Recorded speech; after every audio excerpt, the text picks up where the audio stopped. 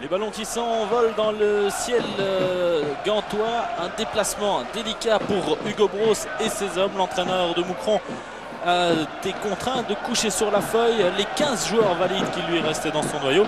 L'infirmerie est complète avec Van Doort, Van den Dries, Vidovic, Mitrovic et le dernier arrivé, Axel Lawaré. Doumon, le gardien suppléant, le gardien réserve, le nouveau gardien de Moucron n'est pas encore qualifié.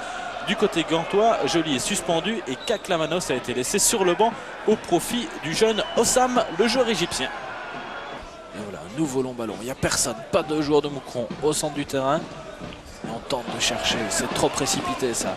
Bakadal qui est bien parti à la limite du hors-jeu. Il marche sur le ballon, non, il passe. Jackie Peters qui revient et qui s'interpose. Allez, on dira que jusqu'à présent, c'était l'action la plus spectaculaire de ce début de rencontre. On joue depuis près de 20 minutes déjà. Borkelmans pour Hossam, centre de Hossam, attention, il n'y a personne et la reprise de Krauch, belle intervention de Denis Dunslager, il aurait dû sortir le gardien de Moucron. Pedersen qui cherche Hossam, c'est toujours la même chose du côté gantois, une longue balle pour Hossam, on récupère. Oh, bien vu dans le dos, Holsès qui peut filer, service tout de suite vers Skepens, un peu trop long, c'est dommage, c'était bien vu. Longue balle, Teclac de la tête, il en aura pris beaucoup des ballons en première mi-temps, Teclac. Bien vu pour Krauch qui devrait tirer et c'est beaucoup trop long.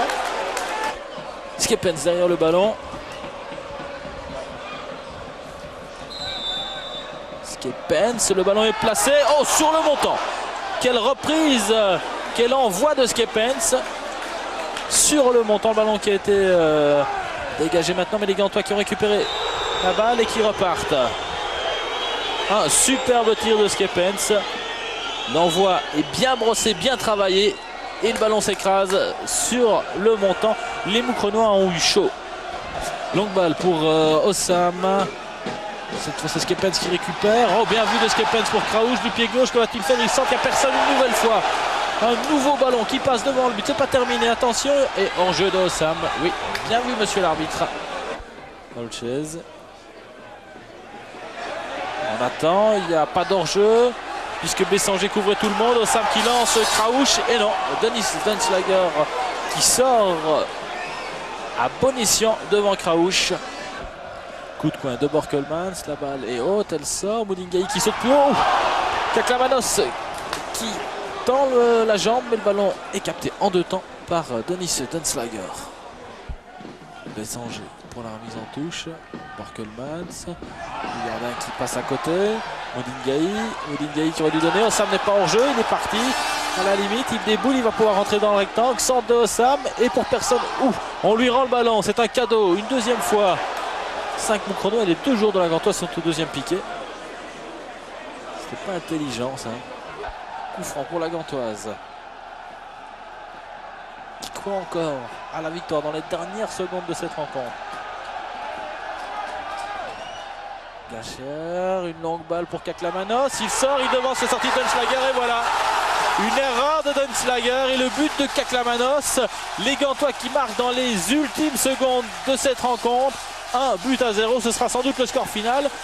Mais l'erreur de Dunslager qui sort mal à propos, le jeune gardien de 18 ans, il l'a compris.